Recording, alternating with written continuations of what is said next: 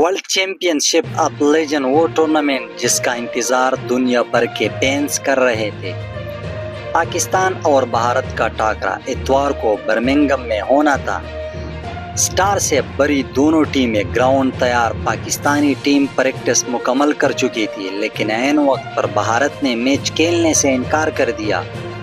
شاہد افریدی کا رد عمل آیا اور کیا زبردست انداز میں آیا۔ انہوں نے کہا، کرکٹ کو سیاست کی نظر مت کرو، ہم نے کرکٹ کے ذریعے تعلقات بہتر کیے ہیں، سپورٹس ڈپلومیسی ہی بہترین راستہ ہے، یہی بات دل کو لگتی ہے، کرکٹ کے میدان کو نفرت کا اکھاڑا بنانا کہاں کی سمجھداری ہے۔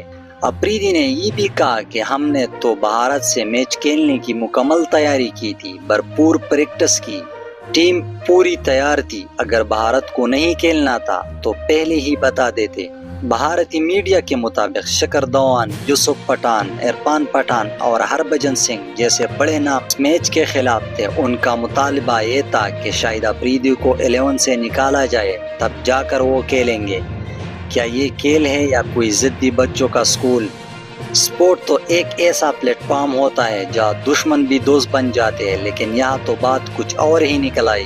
شاہد افریدی نے بالکل بجا کہا، اگر کسی کو مجھ سے مسئلہ تھا تو میں گراؤنڈ نہ آتا، لیکن میچ تو ہونا چاہیے تھا۔ کیا ایک بندے کے ذاتی اختلافات کی وجہ سے پوری قوم کو مایوس کرنا ٹھیک ہے؟ افریدی نے مزید کہا، ہم تو کھیلنے آئے تھے، بھارت سے کھیلنا چاہتے تھے، بیٹھ کر گپ شپ لگاتے، تعلقات بہتر کرتے، جو قوم کچھ کرنا چاہتی ہے وہ آگے بڑھتی ہے، چھوٹی باتوں پر نہیں لڑتی، یہی ہے وہ فرق۔ ایک طرف پاکستان جو کھیل کو جوڑنے کا ذریعہ سمجھتا ہے اور دوسری طرف بھارت جو سیاست میں الجھا ہوا ہے۔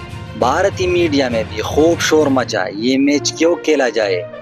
پریشر بڑھا، بات آگے گئی اور پھر ٹورنامنٹ کے منتظمین نے میچ کو مکمل طور پر منسوخ کر دیا، یعنی ایک ملک کے دباؤ پر عالمی ٹورنامنٹ کا سب سے اہم میچ ختم۔ شاہد افریدی کی قیادت ہی نہ سہی، لیکن محمد حفیظ کی قیادت میں پاکستان نے پہلے میچ میں انگلینڈ کو 5 رن سے شکست دے کر ٹورنامنٹ کا فاتحانہ آغاز کیا۔